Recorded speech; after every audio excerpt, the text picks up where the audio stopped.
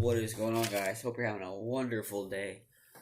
Today we're going to be talking about two subjects again. We're going to be talking about pre-algebra and we're going to be talking about history. So, we'll go ahead and kick things off first with pre-algebra. So, I'm going to be talking to you about, first going to be adding whole numbers by their place value. So, say you have 19 thousandths plus 7 tenths. Well, wait a second, sorry. Well, you can translate 19,000 and 7 tens. You can translate 19 thousandths to 19,000 and 7 tens to 70. So, in that case, you would do, you could just do 19,000 plus 70, and then you would get 19,070. Or 19,007 tenths. Next thing we're talking about is we're going to be talking about rounding to the nearest 10. So, or rounding in general. So,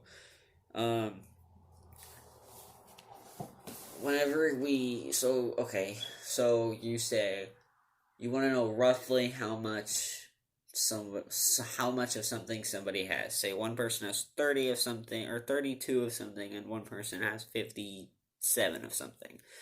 And you want to know roughly how much they have together. So this is where rounding comes in play. So whenever we round, any number that is below 5 goes rounded down to the 10 it's on. So 32, if you want to round 32 to the nearest 10, since the ones digit is 2, you would do your number would be 30. And for 57, I think I said 57, I'm not too sure. But for 57, you would do throw that off. For 57, you would do the 7 and 57 is above 5, so you would go up to the next 10, so it would be 60. So roughly together they have around 90 of that object. And when it comes to algebra or pre-algebra, it was kind of decided on early that it kind of just became a rule that any number at 5 itself would go rounded up to. That's just how the rules work. Oh wow. We're gonna kick things off with our next subject. So our next subject is going to be history. So first things first, we're going to be talking about collective learning. So collective learning, if you think about collective learning, the word itself, it's kind of self-explanatory because you think about collective learning and you think, well, collective learning, you're collecting knowledge, that was learned. Well, it's important to understand how we long ago understood our environment. Homo sapiens were thought to be more advanced than every other group because we understood and obtained collective learning. So, collective learning has kind of evolved over the years. So long ago, like Stone Age and all that. We Homo sapiens and all that use collective learning for farming, and eventually it got up to communication, but we used it for farming, building, hunting, defending, because those were key ways of survival back then. So, and when we learned these things, we would document them, and we would mark them down in history as important things, so they could be remembered. A symbolic language is a language of symbols, so, such as like sign language, or what I'm doing with my hands right now. Like this could be like a symbol or something. It could be a symbol. What is it? But sign language is a form of symbols, and art is a form of symbolic language.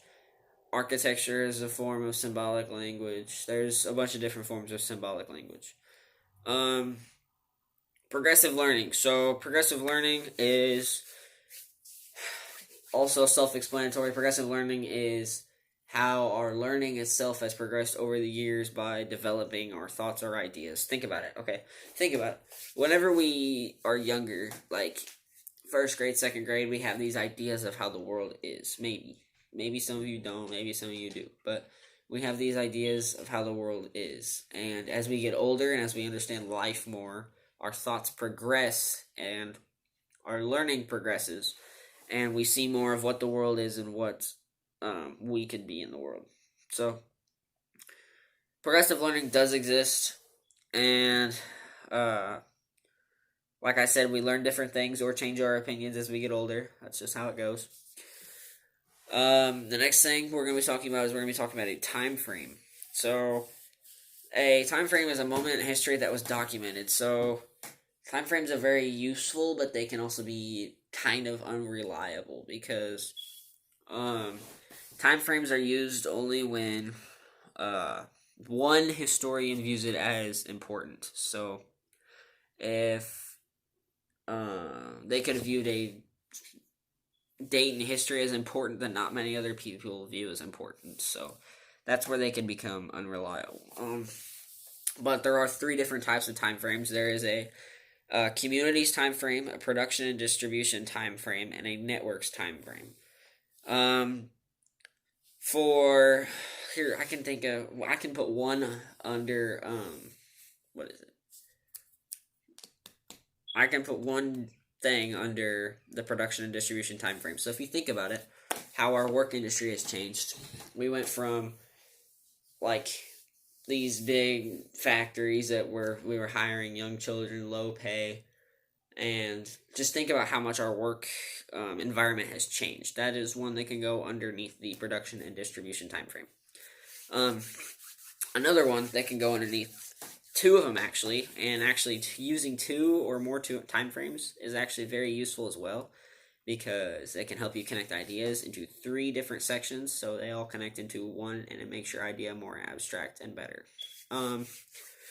So I have the Cold War under here, and the Cold War can be listed underneath communities and production and distribution, because for the Cold War, production and distribution was very important because we had to have supplies for our soldiers, and we had to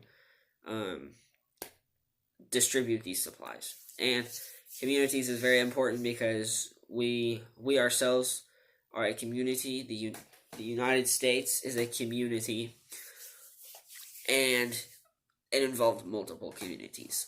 So, like I said, when frames are not reliable, they aren't reliable because they can't always tell the full story as well, so they're kind of hard to trust. And that is all I have for you guys today. So take care. God bless, and I'll see you guys later.